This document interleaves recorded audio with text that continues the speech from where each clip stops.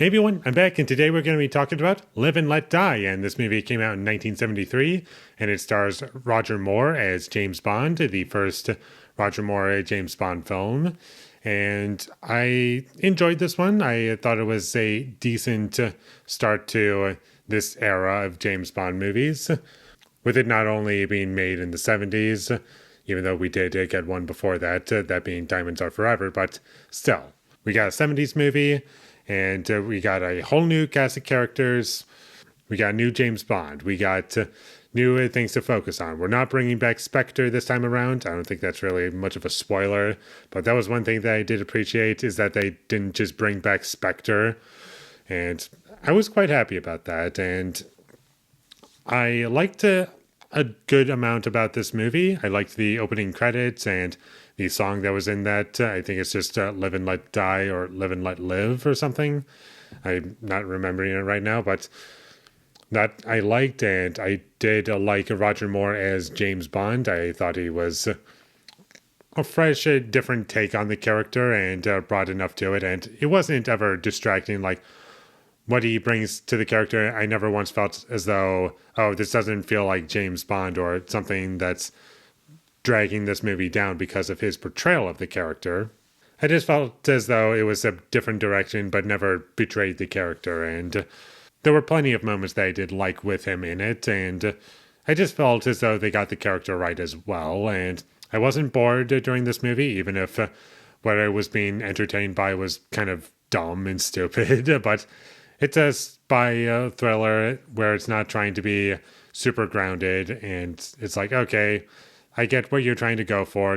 You're just trying to keep everyone entertained who's watching the film. And it has a clear understanding of what its audience is and what it's trying to deliver. That much I do like. I like the tone of the film as well. And the action I thought was well handled. You can see it all pretty clearly for the most part. And well, it's not incredibly shot. I do feel as though it's done so well enough. And there's like a boat chase in this movie that I thought was pretty cool. And this movie has some great chase scenes. I think that's the best action in this movie. And I do admire the practical action that's in this movie, which is not something you can always say for movies made today.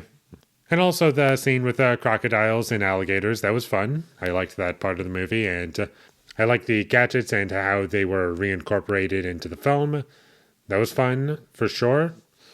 And I also was enjoying the time capsule nature of this film with the dialect, which I found to be kind of interesting. And it just gave the film somewhat of an identity, at the very least. Like, it felt dated in the sense that this is something from the 70s, but it didn't feel inauthentic or like trying to mimic something from that era. It's like, watch this movie to go back to 1973. There are pros and cons to that for sure, but I just feel as though that's something that makes it interesting to watch. And there were definitely points in this movie where it did kind of feel somewhat of a live-action cartoon with how ridiculous things got at times. And apparently, I didn't know this going into these Roger Moore James Bond films, but one thing that I found to be kind of funny is that someone mentioned that Austin Powers, it's basically a parody of James Bond, but what they're doing in Austin Powers is pretty much exactly what happens in a Roger Moore James Bond film. If Austin Powers were taking themselves seriously and they were just plots that were in Roger Moore James Bond films, those movies would be no different, which I find to be kind of funny. And one thing that you're definitely going to have to accept is that this movie, or at least possibly these Roger Moore James Bond films, are going to be a bit more on the goofy side compared to the Sean Connery James Bond films. But I did have some issues with this movie. One of those issues being some of the editing was a bit choppy, and there was also some mixing issues that I had with the film. Sometimes it was really loud in the action scenes and really quiet in the dialogue scenes, and maybe I just got used to it over time, but definitely in the first half, I was having a lot of problems with it, and I was like, just don't make me change the volume every time we get an action scene. It's annoying. Everyone hates that, so why do you need to do that?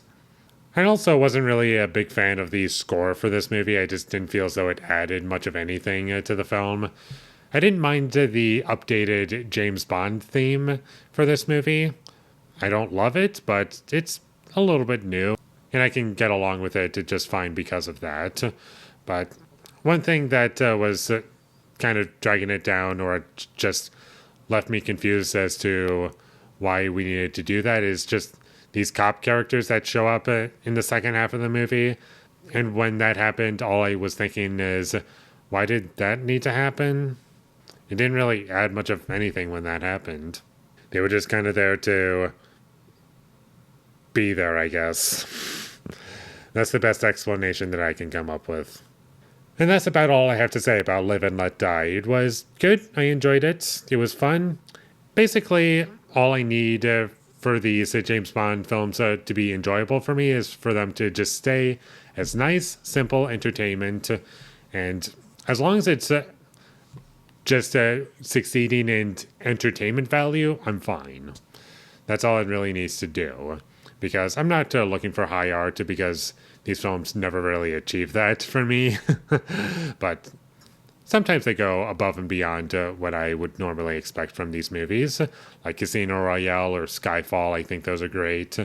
But none of them, for the most part, are films that I rate higher than a 6 or a 7. So check this movie out whenever you get the chance, and with all that being said, I'm going to give Live and Let Die a 6 out of 10. Thank you for watching my videos. As always, if you enjoyed this review, be sure to leave a like and comment down below what you thought of Live and Let Die, and my social media links, they will all be in the description, so follow me there. And last but not least, subscribe to be a part of Foley Nation, and I'll see you when I get my next review up, and that is going to be for 71 fragments of a chronology of chance. So look forward to that, but until I get that up, thank you for watching and have a great day.